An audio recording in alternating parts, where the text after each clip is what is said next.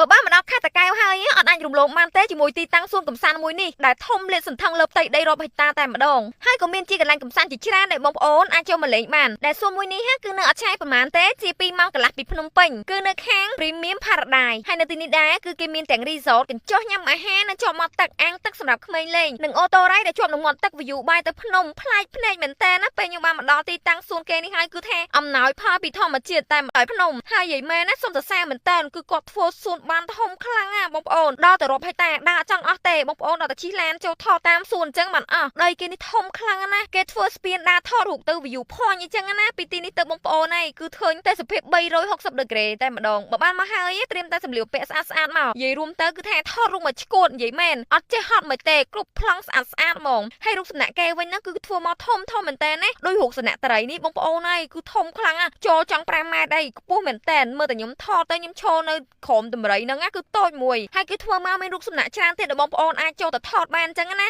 ដល់រៀងថ្ងៃតិចយើងអាចចូលមកញ៉ាំអាហារពេលថ្ងៃត្រង់ជាប់នឹងមាត់ទឹកហ្នឹងក៏បានដែរស្អាតមែនតើហើយប៉ះចំថ្ងៃនេះខ្ញុំមកគឺពេកភ្លៀងអញ្ចឹងទៀតឡើងបុគ្គលិកគេថាអ្នកមានមុនមកមិនភ្លៀងអញ្ចឹងចានិយាយលេងតបបងប្អូនបន្ទាប់ពីញ៉ាំបាយថ្ងៃហើយគឺខ្ញុំចូល check in ទៅស្នាក់នៅ resort គេនឹងតែម្ដងណាហើយបានមកដល់បន្ទប់ភ្លាមគឺថាអត់ចាំយូរទេយកខ្ញុំមកលេងនៅទីនេះបានណាគេមានទាំងអាងទឹកស្លាយក្មេងលេងបានមកសុបាយអញ្ចឹងហ្មងហើយចុងសប្តាហ៍អីខ្ញុំនិយាយមែនបើថឹងអត់ដឹងទៅលេងនៅណាអត់ដឹងទៅសួនណាសុបាយទេបងប្អូនអាចមកនេះបានទាំងថតរូបនៅសួនធំស្អាតហើយសំខាន់គឺយើងអាចមកអង្គុយញ៉ាំអាហារថ្ងៃត្រង់ឬមួយក៏អាចមកសម្រាកនៅនេះមួយថ្ងៃក៏បានដែរចាអរគុណសម្រាប់ការទស្សនាវីដេអូតាំងពីដើមដល់ចប់ជួបគ្នានៅវីដេអូក្រោយទៀតណាបាយបាយ